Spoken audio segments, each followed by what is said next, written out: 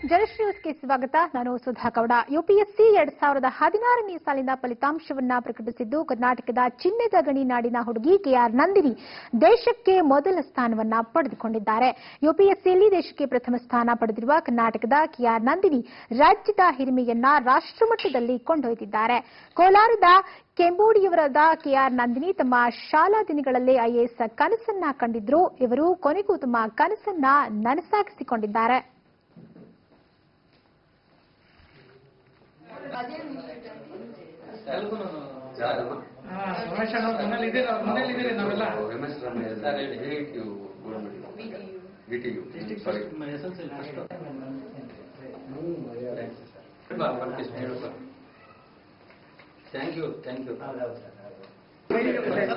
ಬಹುಶಃ ಕರ್ನಾಟಕದಲ್ಲಿ ಕರ್ನಾಟಕ ರಾಜ್ಯಕ್ಕೆ ಕೋಲಾರ ಜಿಲ್ಲೆಗೆ ನನ್ನ ಗ್ರಾಮವಾದಂಥ ಕೆಂಬೋಡಿ ಗ್ರಾಮಕ್ಕೆ ಬಹಳ ಹೆಮ್ಮೆಯನ್ನು, ಘನತೆಯನ್ನು, ಗೌರವವನ್ನು ತಂದುಕೊಟ್ಟಿದ್ದಾರೆ.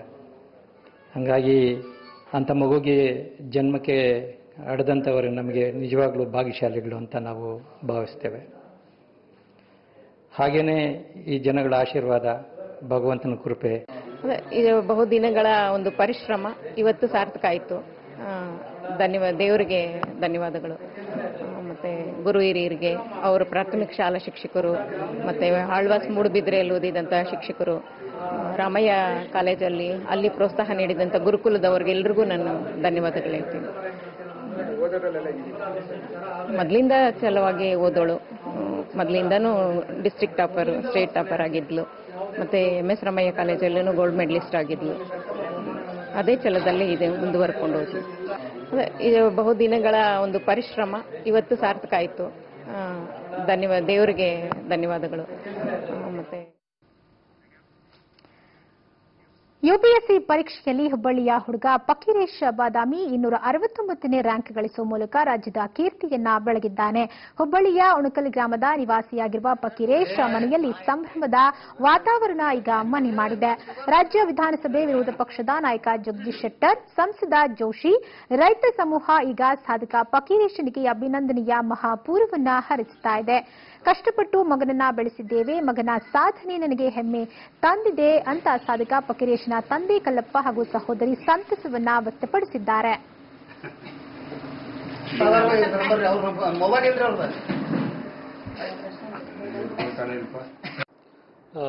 ಖುಷಿ ಬಹಳಷ್ಟಾಗಿದೆ.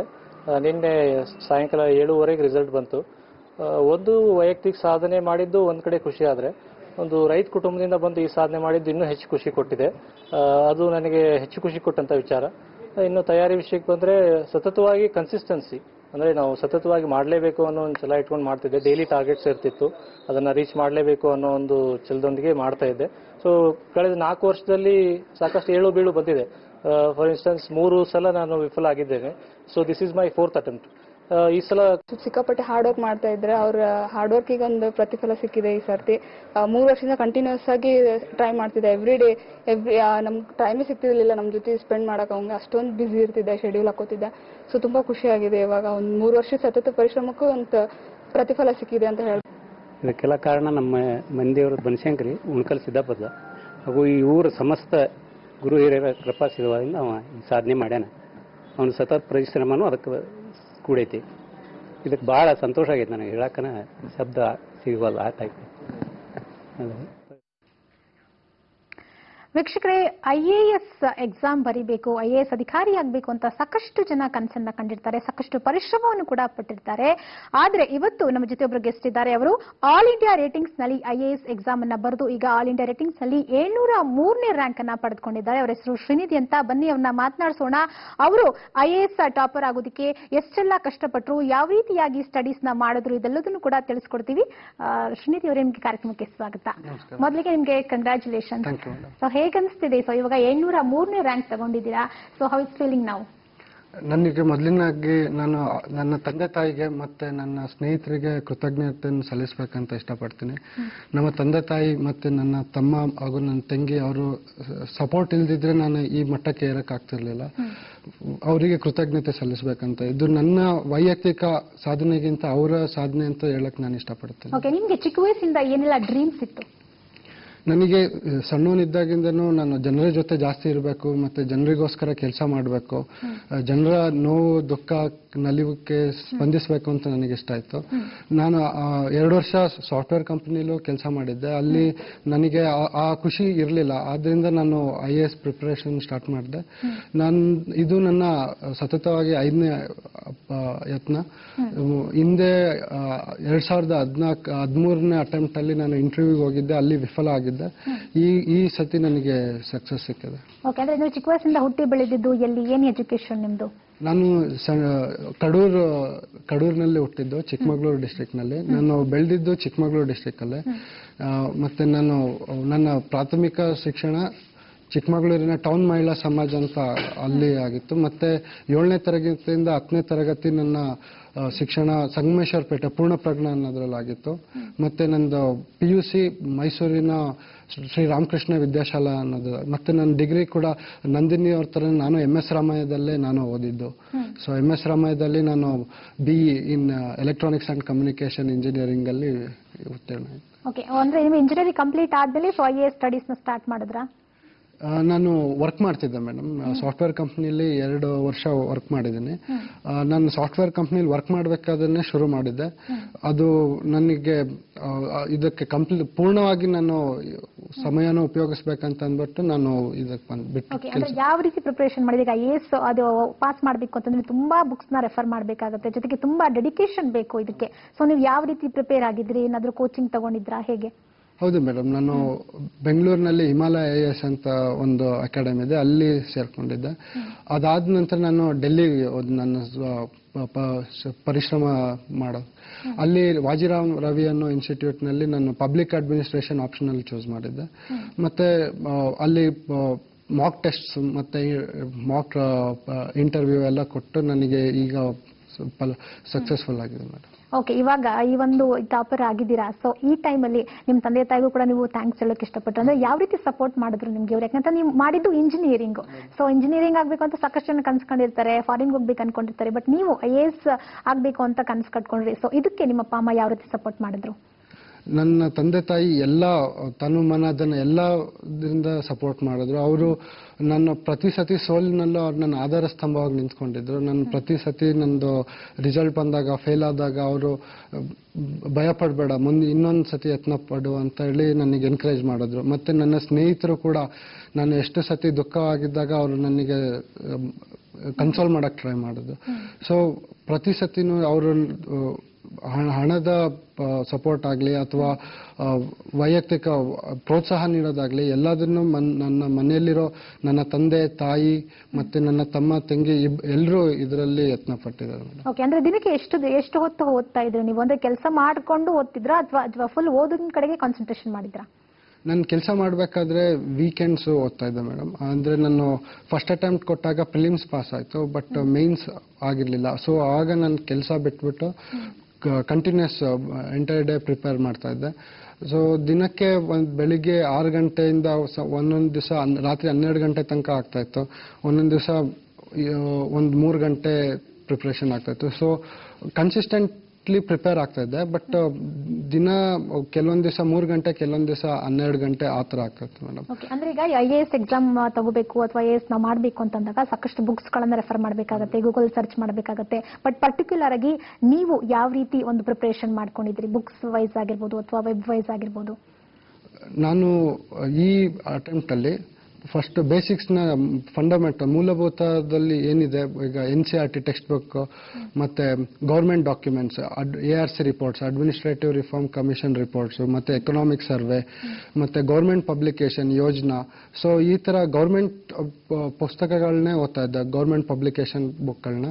ಮತ್ತೆ NCERT text books, government text ಬುಕ್ಸ್ನ ಜಾಸ್ತಿ ಓದಿದ್ದೀನಿ. ಮತ್ತೆ ಈ ಸತಿ ನಾನು ಮಾಕ್ ಟೆಸ್ಟ್ ಎಲ್ಲ ಬರೆದ್ಬಿಟ್ಟು ನಾನು ಮಾರ್ಕ್ಸ್ ಯಾವ ಥರ ನಾನು ಎಲ್ಲಿ ತಪ್ಪು ಮಾಡ್ತಾ ಇದ್ದೀನಿ ಅದನ್ನೆಲ್ಲ ನೋಡ್ಕೊಂಡಿದ್ದೆ ಮೇಡಮ್. ಯಾಕಂದ್ರೆ ಈಗ 5 ಸತಿ ನೀವು ಇಂಟರ್ವ್ಯೂ ಅಟೆಂಡ್ ಮಾಡಿದ್ರಿ ಅಂತ ಹೇಳಿದ್ರೆ, ಸೊ ಫೈನಲ್ ಆಗಿ ಅಟೆಂಡ್ ಮಾಡಿದಿರಾ. ಸೊ ಪ್ರತಿ ಸತಿ ಈಗ ಈ ಒಂದು ಸ್ಥಾನಕ್ಕೆ ಬರಬೇಕು ಅಂತಂದ್ರೆ ತುಂಬಾ ಕಷ್ಟಪಡಬೇಕಾಗುತ್ತೆ. ಬಟ್ ಪ್ರತಿ ಸತಿ ನೀವು ಅಂದ್ರೆ ಇಂಟರ್ವ್ಯೂ ಫೇಲ್ ಆದಂತಹ ಸಂದರ್ಭದಲ್ಲಿ ಸೊ ಆ ಒಂದು ಸಿಚುಯೇಷನ್ ಯಾವ ರೀತಿ ಹ್ಯಾಂಡಲ್ ಮಾಡ್ತಾ ಇದ್ರಿ? ದುಃಖ ಆಗುತ್ತೆ ಮೇಡಮ್, ಬಹಳ ದುಃಖ ಆಗುತ್ತೆ. ಬಟ್ ಇದನ್ನ ಯೋಚನೆ ನಮಗಿಂತ ಅಲ್ಲಿ ಒಳಗಡೆ ಹೋದವರೆಲ್ಲ ನಮಗಿಂತ ಚೆನ್ನಾಗಿ ಪರಿಶ್ರಮ ಪಟ್ಟಿರ್ತಾರೆ ಅಂತ ಯೋಚನೆ ಮಾಡಿದಾಗ ನಮಗೆ ಇನ್ನೂ ಜಾಸ್ತಿ ಪರಿಶ್ರಮ ಹಾಕ್ಬೇಕು ಅಂತ ಮನ್ಸಿಗೆ ಬರುತ್ತೆ. ಅವಾಗ ದುಃಖ ಎಲ್ಲ ಹೋಗ್ಬಿಡುತ್ತೆ. ಈಗ ಫೇಲ್ ಆದಾಗ ನಮಗೆ ಏನನ್ಸುತ್ತೆ ಅಂದ್ರೆ ನಮಗೆ ಯಾಕಾಗ್ಲಿ, ನಮಗೆ ಯಾಕೆ ಈ ತರ ಆಯ್ತು ಅಂತ ಅನ್ಸುತ್ತೆ. ಬಟ್ ತುಂಬಾ ಕುಲಂಕುಷವಾಗಿ ಯೋಚಿಸಿದಾಗ ಗೊತ್ತಾಗುತ್ತೆ ನಾವು ಇನ್ನೂ ಜಾಸ್ತಿ ಪರಿಶ್ರಮ ಹಾಕ್ಬೇಕಿತ್ತು ಅಂತ. ಸೊ ಆ ತರ ನಾನು ಲಾಸ್ಟ್ ಟೈಮ್ ನಂದು ಮೇನ್ಸ್ ಅಲ್ಲಿ 4 ಮಾರ್ಕ್ಸ್ ಇಂದ ಮಿಸ್ ಆಯ್ತು. ಸೊ ನಾನು ಅವಾಗ ಏನಂದ್ಕೊಂಡೆ ಇನ್ನೂ ಜಾಸ್ತಿ ಪರಿಶ್ರಮ ಹಾಕ್ಬೇಕು ಅಂತ ಅಂದ್ಬಿಟ್ಟು ಒಂದು 2-3 ದಿನ ದುಃಖ ಇರುತ್ತೆ. ಆಮೇಲೆ ಮತ್ತೆ ಯಥಾ ಪ್ರಕಾರ ಪ್ರಿಪರೇಷನ್ ಸ್ಟಾರ್ಟ್ ಆಗುತ್ತೆ ಮೇಡಮ್. ಓಕೆ, ನಿಮ್ಮ ಪ್ರಿಪರೇಷನ್ ಬಗ್ಗೆ ಮತ್ತಷ್ಟು ಮಾತಾಡ್ತೀನಿ. ಒಂದು ಬ್ರೇಕ್ ತಗೊಂಡ್ ಬರೋಣ. ವೀಕ್ಷಕರೇ, ಒಂದು ಚಿಕ್ಕ ಬ್ರೇಕ್ ಆದ್ಮೇಲೆ ಶ್ರೀನಿಧಿ ಅವ್ರನ್ನ ನಾನು ಮತ್ತೆ ಮಾತಾಡಿಸ್ತೀನಿ. ಬ್ರೇಕ್ ನಂತರ ಜನರೇಷನ್ ನ್ಯೂಸ್ಗೆ ಮತ್ತೆ ಸ್ವಾಗತ. ಶ್ರೀನಿಧಿ ಅವರೇ, ನಾನು ನಿಮ್ಮ ಫ್ರೆಂಡ್ಸ್ ಕೂಡ ಸಪೋರ್ಟ್ ಮಾಡಿದ್ರು ಅಂತ ಹೇಳಿದ್ರಿ. ಅಂದ್ರೆ ಯಾವ ರೀತಿ ಸಪೋರ್ಟ್ ಮಾಡಿದ್ರು? ಫೈನಾನ್ಷಿಯಲ್ ಆಗ ಅಥವಾ ಬುಕ್ಸ್ ಏನಾದ್ರು ತಗೊಳ್ಳೋದು ಹೆಲ್ಪ್ ಮಾಡೋದು ಅಥವಾ ಇದನ್ನ ಓದು ಆ ಥರ ಯಾವ ರೀತಿ ಸಪೋರ್ಟ್ ಮಾಡಿದ್ರು ಫ್ರೆಂಡ್ಸ್ ನಿಮಗೆ? ನಮ್ಮ ಫೈನಾನ್ಷಿಯಲ್ ಆಗಿ ನಮಗೆ ಯಾವ ಕೊರತೆ ಏನೂ ಇಲ್ಲ, ಕುಂದುಕೊರತೆ ಏನಿಲ್ಲ. ಫ್ರೆಂಡ್ಸ್ ದುಃಖ ಆಗ್ತಿದ್ದಾಗ ಅವ್ರು ಮತ್ತೆ ಓದಿದ್ಮೇಲೆ ಡಿಸ್ಕಸ್ ಮಾಡೋದಕ್ಕೆ, ನಾವು ಓದಿರೋದು ಸರಿನಾ ತಪ್ಪ ಅಂತ ಡಿಸ್ಕಸ್ ಮಾಡೋದಕ್ಕೆ, ಮತ್ತೆ ಮನಸ್ಸಿಗೆ ಮನಸ್ತಾಪ ಬಂದಾಗ ಅವರು ಬಹಳ ಹೆಲ್ಪ್ ಮಾಡಿದ್ದಾರೆ ಮೇಡಮ್. ಮತ್ತೆ ನಾನು ಡೆಲ್ಲಿಲಿದ್ದೆ, ಅವಾಗ ಮನೆಯವರಿಂದ ದೂರ ಇದ್ದಾಗ ಅವರು ಫ್ರೆಂಡ್ಸೇ ಒಂಥರ ಫ್ಯಾಮಿಲಿ ಆಗ್ಬಿಟ್ಟಿರ್ತಾರೆ. ಸೊ ತುಂಬಾ ಜನ ಒಟ್ಟಿಗೆ ಊಟ ಮಾಡೋದು, ಒಟ್ಟಿಗೆ ಓದೋದು, ಸೊ ಈ ರೀತಿ ಹೆಲ್ಪ್ ಮಾಡಿದ್ದಾರೆ ಮೇಡಮ್. ಓಕೆ, ಇನ್ನು ಈಗ ನಿಮ್ಮ ಮುಂದಿನ ಪ್ಲಾನ್ಸ್ ಏನು? ಯಾವ ರೀತಿ ಕೆಲಸ ಮಾಡಬೇಕು ಅನ್ಕೊಂಡಿದ್ದೀರಾ? ಏನ್ ಡ್ರೀಮ್ಸ್ ಇಟ್ಕೊಂಡಿದ್ದೀರಾ ಮುಂದೆ? ಈಗಿನ್ನು ರ್ಯಾಂಕ್ ಅನೌನ್ಸ್ ಮಾಡಿದ್ದಾರೆ ಮೇಡಮ್. ಈಗ ಸರ್ವಿಸ್ ಅಲೋಕೇಟ್ ಮಾಡಬೇಕು. ಸರ್ವಿಸ್ ಅಲೋಕೇಶನ್ ಆದ್ಮೇಲೆ ಕೇಡರ್ ಅಲೋಕೇಶನ್ ಆಗುತ್ತೆ. ಸೊ ಇನ್ನೊಂದು ಸ್ವಲ್ಪ ದಿನದಲ್ಲಿ ಅದು ಆಗ್ಬಿಡುತ್ತೆ. ನಾನು ಯಾವುದೇ ಹುದ್ದೆಯಲ್ಲಿದ್ದು ಯಾವುದೇ ಸ್ಥಾನದಲ್ಲಿದ್ರು ಜನಗಳಿಗೆ ಮತ್ತು ಎಫಿಷಿಯಂಟ್ ಆಗಿ ಮತ್ತೆ ಈಕ್ವಿಟೇಬಲ್ ಜನಗಳಿಗೋಸ್ಕರ ಕೆಲಸ ಮಾಡ್ಬೇಕಂತ ಯೋಚನೆ. ಅದರಲ್ಲೂ ಯಾರು ಕಡು ಬಡವರು ಮತ್ತೆ ಯಾರು ಹಿಂದುಳಿದವರು ಇರ್ತಾರೆ ಅವರಿಗೆ ಪ್ರಾಮುಖ್ಯತೆ ಕೊಡಬೇಕು ಅಂತ ಯೋಚಿಸಿದೆ ಮೇಡಮ್. ಓಕೆ, ಅಂದ್ರೆ ಚಿಕ್ಕ ವಯಸ್ಸಿಂದ ನಿಮ್ಗೆ ಈ ರೀತಿಯಾದಂತ ಕನಸಿತ್ತ? ಅಂದ್ರೆ ಯಾಕಂದ್ರೆ ಸಾಕಷ್ಟು ಪ್ರಾಬ್ಲಮ್ಸ್ ಗಳನ್ನ ಸೊಸೈಟಿಲಿ ನೋಡಿರ್ತೀರಾ. ಸೊ ನೀವು ಮೇನ್ ಆಗಿ ಯಾವ ಒಂದು ಸಮಸ್ಯೆ ಬಗ್ಗೆ ಜಾಸ್ತಿ ಕಾನ್ಸಂಟ್ರೇಟ್ ಮಾಡಬೇಕು ಅನ್ಕೊಂಡಿದ್ದೀರಾ? ನಾನು ತುಂಬಾ ನಮ್ಮ ಸಮಾಜದಲ್ಲಿರೋ ತುಂಬಾ ಸಮಸ್ಯೆಗಳು ನೋಡಿದ್ದೀನಿ ಮೇಡಮ್. ಈಗ ಮ್ಯಾನ್ಯುವಲ್ ಸ್ಕ್ಯಾವೆಂಜಿಂಗ್ ಅದು ಬ್ಯಾಂಡ್ ಇದೆ, ಆದ್ರೂ ಎಷ್ಟೊಂದು ಜನ ಇದು ಮ್ಯಾನ್ಯುವಲ್ ಹೋಲಿಗೆ ಇಳಿಸ್ತಾರೆ ಜನಗಳಿಗೆ. ನಾನು ಎಷ್ಟೊಂದು ಸತಿ ಅವ್ರನ್ನ ಕೇಳಿದ್ದೀನಿ ಯಾಕೆ ಈ ತರ ಇಳಿಸ್ತಿದ್ದೀರಾ ಅಂತ. ಆದ್ರೆ ಅವರು ಹೊಟ್ಟೆಪಾಡಿಗಾಗಿ ಈಗಲೂ ಅದನ್ನು ಮಾಡ್ತಾರೆ. ಮತ್ತೆ ಚೈಲ್ಡ್ ಲೇಬರ್ ಬಹಳ ಇದೆ. ಎಷ್ಟೊಂದು ಸತಿ ನಾನು ಕಂಪ್ಲೇಂಟ್ ಮಾಡಿದಾಗ್ಲೂ ಅಷ್ಟು ಜಾಸ್ತಿ ತಲೆ ಕೆಡಿಸ್ಕೊಂಡಿಲ್ಲ ಜನಗಳು. ಸೊ ಈ ತರ ಇರ್ಬೇಕಾದ್ರೆ ಎಲ್ಲೆಲ್ಲಿ ಲೀಗಲ್ ಆಗಿ ಅಪ್ಲೈ ಮಾಡ್ಬೇಕಲ್ಲ ಅನ್ನೋ ಇಂಪ್ಲಿಮೆಂಟ್ನಾಗ ಸ್ಟ್ರಿಕ್ಟ್ ಆಗಿ ಅಪ್ಲೈ ಮಾಡಬೇಕು. ಮತ್ತೆ ಬಡವರಿಗೆ ಯಾವ್ಯಾವ ಕಾರ್ಯಕ್ರಮಗಳಿದೆ, ಸರ್ಕಾರದ ಕಾರ್ಯಕ್ರಮಗಳು, ಅದನ್ನ ಅವ್ರ ಹತ್ರ ತಲುಪಿಸ್ಬೇಕು. ಯಾವುದೇ ಲೀಕೇಜ್ ಇಲ್ದಲೆ, ಯಾವುದೇ ಕರಪ್ಷನ್ ಇಲ್ದಲೆ ಬಡವರಿಗೆ ಅದನ್ನು ತಲುಪಿಸ್ಬೇಕು ಅನ್ನೋದು ನನ್ನ ಇಚ್ಛೆ ಮೇಡಮ್. ಓಕೆ, ಅಂದ್ರೆ ಈಗ ಒಂದು ಏನಾದ್ರೊಂದು ಗುರಿ ಸಾಧಿಸಬೇಕು ನಾವು, ಈಗ ಸರ್ಕಾರದ ಯೋಜನೆಗಳನ್ನ ಕರೆಕ್ಟ್ ಆಗಿ ಜನರಿಗೆ ತಲುಪಿಸಬೇಕು ಅಂತಂದ್ರೆ ಅದರಲ್ಲಿ ಸಾಕಷ್ಟು ಪ್ರೊಸೀಜರ್ಗಳು ಕೂಡ ಇರುತ್ತೆ. ಸೊ ಅದನ್ನ ಹ್ಯಾಂಡಲ್ ಮಾಡೋದಕ್ಕೆ ತುಂಬಾ ಒಂದು ಧೈರ್ಯ ಬೇಕು, ಜೊತೆಗೆ ತುಂಬಾ ಬುದ್ಧಿವಂತಿಕೆ ಬೇಕು. ಬಟ್ ಅದನ್ನ ಯಾವ ರೀತಿ ಹ್ಯಾಂಡಲ್ ಮಾಡಬೇಕು ಅಂತ ಅನ್ಕೊಂಡಿದ್ರೆ? ಯಾಕಂದ್ರೆ ಇವಾಗಿನ ಜನರೇಷನ್ ನೀವು ನೋಡ್ತಾ ಇದ್ದೀರಾ ಯಾವ ರೀತಿ ಒಂದು ಭ್ರಷ್ಟಾಚಾರ ನಡೀತಾ ಇದೆ, ಕರಪ್ಷನ್ ಜಾಸ್ತಿ ಆಗಿದೆ. ಸೊ ಇದ್ರ ನಡುವೆ ನಿಮ್ಮ ಒಂದು ಅಚೀವ್ಮೆಂಟ್ ಖಂಡಿತವಾಗ್ಲೂ ಸಾಧ್ಯ ಆಗುತ್ತೆ ಅಂತ ಅನ್ಸುತ್ತಾ ನಿಮಗೆ? ಮೇಡಮ್, ನಾನು ಮಹಾತ್ಮ ಗಾಂಧಿ ಅವ್ರನ್ನ ಕೋಟ್ ಮಾಡಕ್ ಇಷ್ಟಪಡ್ತೀನಿ. ಅವ್ರು ಹೇಳ್ತಾರೆ, be the change you want to see in the world. ಮೊದಲು ನಾವು ಕ್ಲೀನ್ ಆಗಿರ್ಬೇಕು, ಆಮೇಲೆ ಎಲ್ಲರೂ ಕ್ಲೀನ್ ಆಗ್ಬಿಟ್ರೆ ಎಲ್ಲೂ ಕರಪ್ಷನ್ ಇರಲ್ಲ. Corruption is basically decay in the value of ethics. So corruption ಕಮ್ಮಿ ಮಾಡ್ಬೇಕಂದ್ರೆ ಫಸ್ಟ್ ಎಲ್ಲರೂ ಅವ್ರವ್ರ ಮನಸ್ಸಲ್ಲಿ ವ್ಯಾಲ್ಯೂಸ್ ಇಂಪ್ಲಿಮೆಂಟ್ ಮಾಡ್ಕೋಬೇಕು. ಮತ್ತೆ ನಾವು ಎಲ್ಲೇ ಕರಪ್ಷನ್ ನಡೀತಾ ಇದ್ರು ಅದನ್ನ ಖಂಡಿಸಬೇಕು. ಮತ್ತೆ ಇದು ಕರಪ್ಷನ್ ಕಮ್ಮಿ ಕರಪ್ಷನ್ ದೊಡ್ಡ ಆ ಥರ ಏನಿಲ್ಲ. ಎಲ್ಲ corruption, every corruption is a corruption. Once a person is corrupt is always A corrupt. So ನಾವು ಏನ್ ಮಾಡ್ಬೇಕಂದ್ರೆ ಎಲ್ಲೆಲ್ಲಿ ಕರಪ್ಟ್ ಇದ್ರೆ ಅಲ್ಲಿ ಟ್ರಾನ್ಸ್ಪರೆನ್ಸಿ ತರಬೇಕು. ಮತ್ತೆ ಜನಗಳಿಗೆ ಅವೇರ್ನೆಸ್ ತರಿಸ್ಬೇಕು. ಮತ್ತೆ ಅಧಿಕಾರದಲ್ಲಿರೋರಿಗೆ ಅಕೌಂಟಬಿಲಿಟಿ ಮಾಡಬೇಕು. So accountability, transparency only will help in reducing corruption. Okay, ಇನ್ನು ಇದು ಕೆಲಸ ಬಿಟ್ಟು ಸೋಷಿಯಲ್ ಸರ್ವಿಸ್ ಅಂತ ಏನಾದರೂ ಮಾಡಬೇಕು ಅಂತ ಅನ್ಕೊಂಡಿದ್ದೀರಾ? ನಾನು ಸರ್ಕಾರಿ ಸೇವೆಗೆ ಸೇರಿರೋದೇ ಸಮಾಜ ಸೇವೆ ಮಾಡೋದಕ್ಕಾಗಿ. ಸರ್ಕಾರ ಸೇವೆಯಲ್ಲಿ ಸಿವಿಲ್ ಸರ್ವಿಸ್ ಅಲ್ಲಿ ಏನಾಗುತ್ತೆ ಅಂದ್ರೆ ನಿಮಗೆ ಸಾಕಷ್ಟು ಹಣ ಮತ್ತು ಅಧಿಕಾರ ಇರುತ್ತೆ. ಈಗ ಈ ಯೋಜನೆಗಳನ್ನ ಇಂಪ್ಲಿಮೆಂಟ್ ಮಾಡೋಕ್ಕೆ ನಾವು ಎಷ್ಟೊಂದು ಸತಿ ಸಮಾಜ ಸೇವಕರ ಜೊತೆನೂ ಕೆಲಸ ಮಾಡಬೇಕಾಗುತ್ತೆ. ನಾನು ಅಧಿಕಾರದಲ್ಲಿ ಇದ್ಕೊಂಡು ಎಲ್ರಿಗೂ ಹೆಲ್ಪ್ ಮಾಡಿ, ಸಮಾಜ ಸೇವಕರಿಗೂ ಹೆಲ್ಪ್ ಮಾಡಿ, ಎಷ್ಟೊಂದು ಜನ ಸಮಾಜ ಸೇವಕರು ಸರ್ಕಾರಕ್ಕಿಂತ ಹೆಚ್ಚು ಕೆಲಸ ಮಾಡ್ತಿದ್ದಾರೆ. ಬಚ್ಪನ್ ಬಚಾವ್ ಆಂದೋಲನ, ಕೈಲಾಸ್ ಸತ್ಯಾರ್ಥಿ ಅವರು 80,000 ಮಕ್ಕಳನ್ನ ಇದು ಬಾಂಡೆಡ್ ಲೇಬರ್ ಇಂದ ಬಿಡಿಸಿದ್ದಾರೆ. ಸೊ ಅಂಥವ್ರಿಗೂ ನಾವು ಸಹಾಯ ಮಾಡಬೇಕು, ಸರ್ಕಾರದಲ್ಲಿ ಇದ್ಕೊಂಡೇ ಇದು ಮಾಡಬೇಕು ಅಂತ ನಾನು ಯೋಚನೆ ಮಾಡಿದ್ದೀನಿ. ಸರ್ಕಾರದಲ್ಲಿ ಇದ್ಕೊಂಡು ಈ ರೀತಿಯಾಗಿ ಕೆಲಸ ಮಾಡೋದಕ್ಕೆ ಸಾಧ್ಯ ಆಗುತ್ತಾ ಅಂತ? ಆಗುತ್ತೆ ಮೇಡಮ್, ಎಲ್ಲಿ ಮನಸ್ಸಿರುತ್ತೆ ಅಲ್ಲಿ ಕೆಲಸ ಮಾಡ್ಬೋದು. ಎಂತ ಈಗ ನೋಡಿ, ಸರ್ ಎಂ ವಿಶ್ವೇಶ್ವರಯ್ಯ ಆಗಿರ್ಬೋದು, ಅಬ್ದುಲ್ ಕಲಾಂ ಆಗಿರ್ಬೋದು, ಅವರು ಸರ್ಕಾರದಲ್ಲಿ ಇದ್ಕೊಂಡೇ ಬದಲಾವಣೆ ತಂದು ಆ ತರ ನಾವು ಯೋಚಿಸ್ಬೇಕಂತ ಇಷ್ಟಪಡ್ತೀನಿ. ಓಕೆ, ಇನ್ನು ಸ್ಟಡೀಸ್ ಅನ್ನು ಬಿಟ್ರೆ ಬೇರೆ ಏನೆಲ್ಲ ಹಾಬೀಸ್ಗಳಿದೆ ನಿಮ್ಗೆ? ಮೇಡಮ್, ನಾನು ಗಿಟಾರ್ ಪ್ಲೇ ಮಾಡ್ತೀನಿ, ಮತ್ತೆ ನಾನು ತುಂಬಾ ಬುಕ್ಕನ್ನು ಓದಕ್ಕೆ ಇಷ್ಟಪಡ್ತೀನಿ. ಅಂಬೇಡ್ಕರ್ ಅವರು ನನ್ನ ಅತ್ಯಂತ ಪ್ರಿಯ ಆದರ್ಶ ಮತ್ತು ಅವರು ಬರೆದಿರೋ ಬುಕ್ಕನ್ನು ನಾನು ಓದಕ್ಕೆ ಇಷ್ಟಪಡ್ತೀನಿ ಮೇಡಮ್. ಓಕೆ, ಅಂದ್ರೆ ಈಗ ಹೆಚ್ಚಾಗಿ ಪುಸ್ತಕಗಳನ್ನ ಓದ್ತೀರಾ ಅಂತ ಹೇಳಿದ್ರಿ. ಸೊ ಯಾರು ನಿಮ್ಮ ಫೇವರೇಟ್ ರೈಟರ್? ಅಂಬೇಡ್ಕರ್ ಅವರು madam, doctor B R. Ambedkar. Okay, ಅಂದ್ರೆ ಅವರ ಒಂದು ವ್ಯಕ್ತಿತ್ವಗಳನ್ನ, ಅವರ ಒಂದು ಆದರ್ಶಗಳನ್ನ ನೀವು ಹೆಚ್ಚಾಗಿ ಫಾಲೋ ಮಾಡ್ತೀರಾ? ಹೌದು. ಅಂದ್ರೆ ಈಗ ನಿಮ್ಮ ಎಜುಕೇಶನ್ಗೆ, ಒಂದು ಸಾಧನೆಗೆ ಅವರು ಎಷ್ಟು ಮಟ್ಟಿಗೆ ಸ್ಫೂರ್ತಿ ಆದ್ರು ನಿಮಗೆ? ಅಂಬೇಡ್ಕರ್ ಅವರು ಬಹಳ ತಿಳಿದಂತ ವ್ಯಕ್ತಿ. ಅವರು ಮಾತಾಡಿದ್ರೆ, ಕಾನ್ಸ್ಟಿಟ್ಯೂಯೆಂಟ್ ಅಸೆಂಬ್ಲಿಲಿ ಅವ್ರು ಮಾತಾಡಿದ್ರೆ ಯಾರು ಅವ್ರನ್ನ ವಿರೋಧ ಮಾಡಕ್ ಆಗ್ತಿರ್ಲಿಲ್ಲ. ಅಷ್ಟು ಮೇಧಾವಿಗಳಾಗಿದ್ರು, ಅಷ್ಟು ಜ್ಞಾನ ಉಳ್ಳವರಾಗಿದ್ರು. ಅವರು ಸಂವಿಧಾನವನ್ನು ತರುವುದಕ್ಕೆ, ಜಾರಿ ತರೋಕೆ ಅವರು ಬಹಳ ಪರಿಶ್ರಮ ಇದೆ. ಅವರ ಸಂವಿಧಾನವನ್ನು ನಾವು ಓದ್ಬೇಕಾದ್ರೆ ನನಗೆ ಅವರು ಬಹಳ ಆದರ್ಶ ಆಗ್ತಾ ಇತ್ತು ಮೇಡಮ್. ಅವರು ನನಗೆ ಎಲ್ಲದ್ರಿಂದನೂ, ಈಗ ಸಮಾಜದಲ್ಲಿರೋ ಭ್ರಷ್ಟಾಚಾರ ಮತ್ತು ಜಾತೀಯತೆ, ಅದಕ್ಕೆ ವಿರುದ್ಧ ಹೋರಾಡುವ ಹುಮ್ಮಸ್ಸನ್ನ ಅವರು ತಂದು ಕೊಟ್ಟಿದ್ದಾರೆ ಮೇಡಮ್. ಓಕೆ, ಇನ್ನು ಈಗ ನಿಮ್ಮ ಅಪ್ಪ ಅಮ್ಮ ಏನ್ ಹೇಳ್ತಾರೆ? ಒಂದು ನೀವೀಗ 703ನೇ ರ್ಯಾಂಕ್ ತಗೊಂಡಿದ್ದೀರಾ, ನಿಮ್ಮ ಒಂದು ಸಾಧನೆ ಬಗ್ಗೆ ನಿಮ್ಮ ಅಪ್ಪ ಅಮ್ಮ ಏನ್ ಹೇಳ್ತಾರೆ? ಯಾವ ರೀತಿ ಸೆಲೆಬ್ರೇಟ್ ಮಾಡಿದ್ರಿ ನೀವು ಇದನ್ನ? ನಿನ್ನೆ 7:30 ಗಂಟೆಗೆ ರಿಸಲ್ಟ್ ಬಂತು ಮೇಡಮ್. ನಾನು ಫಸ್ಟ್ ನನ್ನ ತಂದೆಗೆ ರಿಸಲ್ಟ್ ತಿಳಿಸಿದೆ. ಕೆಳಗಡೆ ಇದ್ದೆ, ಮನೆಯಿಂದ ಹೊರಗಡೆ ಇದ್ದೆ. ನಮ್ಮ ತಂದೆಗೆ ರಿಸಲ್ಟ್ ತಿಳಿಸಿದೆ. ಅವರು ನಮ್ಮ ತಾಯಿ ಮತ್ತೆ ನಮ್ಮ ತಾತ ಅವರಿಗೆಲ್ಲ ರಿಸಲ್ಟ್ ತಿಳಿಸಿ ಅವರು ತುಂಬಾ ಖುಷಿ ಆದ್ರು. ನನಗೆ ಅವ್ರ ಸಂತೋಷ ನೋಡಿ ನನಗೆ ಬಹಳ ಸಂತೋಷ ಆಯ್ತು ಮೇಡಮ್. ಮತ್ತೆ ಅದೇ ದೇವಸ್ಥಾನಕ್ಕೂ ಹೋಗಿ ಬಂದ್ವಿ ಮೇಡಮ್. ಓಕೆ, ಇನ್ನು ಈಗ ಸಾಕಷ್ಟು ಜನ IAS ಮತ್ತೆ ಎಕ್ಸಾಮ್ ಬರಬೇಕು ಅಂತ ಅನ್ಕೊಂಡಿರ್ತಾರೆ, ಓದ್ತಿರ್ತಾರೆ, ತುಂಬಾ ಕಷ್ಟಪಡ್ತಿರ್ತಾರೆ, ಬಟ್ ಅವರಿಗೆ ಸಕ್ಸಸ್ ಅನ್ನೋದು ಸಿಗ್ತಾ ಇರಲ್ಲ. ಬಟ್ ಅದೊಂದ್ಸತಿ ಲಕ್ ಅಂತ ಹೇಳ್ಬೋದು. ಸೊ ಅಟ್ ಎ ಟೈಮ್ ಆಗ್ಬಿಡುತ್ತೆ. ಬಟ್ ನೀವು ಏನು ಸಜೆಷನ್ ಕೊಡೋದಕ್ಕೆ ಇಷ್ಟಪಡ್ತೀರಾ IAS ಎಕ್ಸಾಮ್ ಬರೆಯೋರಿಗೆ ಅಥವಾ IAS ಅಧಿಕಾರಿ ಆಗ್ಬೇಕು ಅನ್ಕೊಂಡವ್ರಿಗೆ?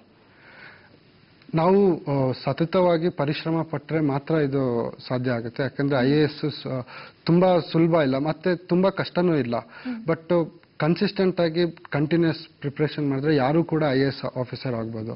ಮತ್ತೆ ಇನ್ನೇನಂದ್ರೆ ನಾವು ಸರಿಯಾದ ಮಾರ್ಗದರ್ಶನದಲ್ಲಿ ಇದನ್ನು ಓದ್ಬೇಕು. ಯಾಕಂದ್ರೆ ಮಿಸ್ಗೈಡ್ ಆಗ್ಬಿಟ್ರೆ ಪರಿಶ್ರಮ ಎಲ್ಲ ವ್ಯರ್ಥ ಆಗ್ಬಿಡುತ್ತೆ. ಸೊ ನಾವು ಕರೆಕ್ಟ್ ಆಗಿ ಆ ಡೈರೆಕ್ಷನ್ ಅಲ್ಲಿ ಓದಿದ್ರೆ ಗ್ಯಾರಂಟಿ ಆಗುತ್ತೆ ಮೇಡಮ್. ಓಕೆ, ಅಂದ್ರೆ ಈಗ ನೀವು ಕೋಚಿಂಗ್ ತಗೊಂಡಿದ್ದೀರಿ ಅಂತ ಹೇಳಿದೆ. ಸೊ ಎಷ್ಟು ದಿನದ ಕೋಚಿಂಗ್ ಅದು? ಕೋಚಿಂಗ್ ಬೆಂಗಳೂರಲ್ಲಿದ್ದಾಗ ಅದು ಒಂದು 6 ತಿಂಗಳ ಇತ್ತು ಮೇಡಮ್. ಮತ್ತೆ ಡೆಲ್ಲಿಲೂ ಅಷ್ಟೇ 6 ತಿಂಗಳಿತ್ತು. ಸೊ ನಾನು ಓದಿದ್ದು electronics and communication engineering, but optional public administration. ಅದ್ರ ಬಗ್ಗೆ ತಿಳ್ಕೊಳ್ಳೋಕೆ ನಾನು ಕೋಚಿಂಗ್ ಸೇರ್ಕೊಂಡೆ. ಯಾಕಂದ್ರೆ ಅದು ನನಗೆ ನಿಲುಕದ ಸಬ್ಜೆಕ್ಟ್ ಆಗುತ್ತೆ. ನೀವು ಮಾಡಿದ ಇಂಜಿನಿಯರಿಂಗ್, ಬಟ್ ಇದು ತುಂಬಾ ಆಪೋಸಿಟ್ ಸಬ್ಜೆಕ್ಟ್. ಬಟ್ ಇದನ್ನ ನೀವು ತಿಳ್ಕೊಂಡು ಅಳವಡಿಸ್ಕೊಂಡು ಕೋಚಿಂಗ್ ತಗೊಳ್ಳೋಕೆ ತುಂಬಾ ಟೈಮ್ ಬೇಕಾಗುತ್ತೆ ಅಲ್ವಾ?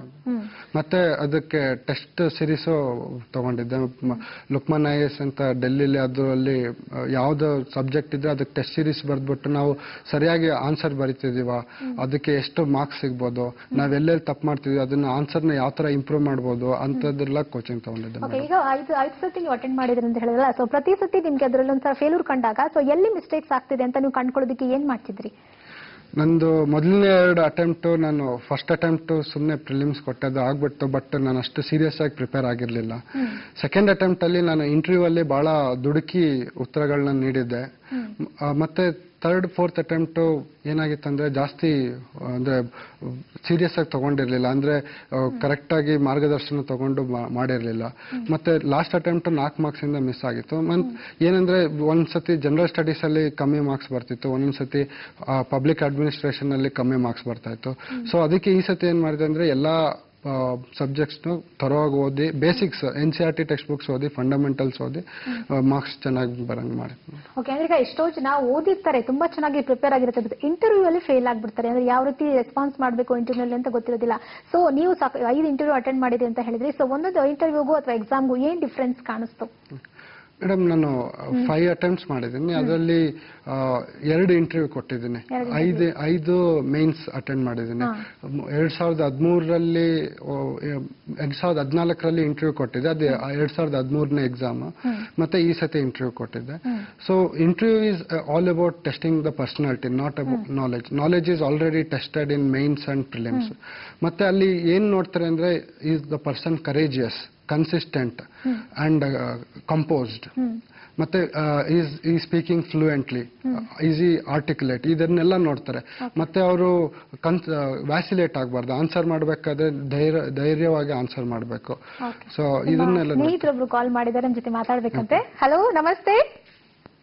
ಹಲೋ, ನಮಸ್ಕಾರ. ನಮಸ್ತೆ ಸಂಕೇತ್ ಅವರೇ, ನಿಮ್ಮ ಫ್ರೆಂಡ್ ಶ್ರೀನಿಧಿ ಅವರು ಇಲ್ಲೇ ಇದ್ದಾರೆ. ಇವಾಗ ಟಾಪರ್ ಸ್ಥಾನದಲ್ಲಿದ್ದಾರೆ 703 ಆಲ್ ಇಂಡಿಯಾ ರೇಟಿಂಗ್ಸ್ ನಲ್ಲಿ. ಸೊ ನೀವು ಅವರ ಸ್ನೇಹಿತರಾಗಿ ಏನ್ ಹೇಳೋದಕ್ಕೆ ಇಷ್ಟಪಡ್ತೀರಾ?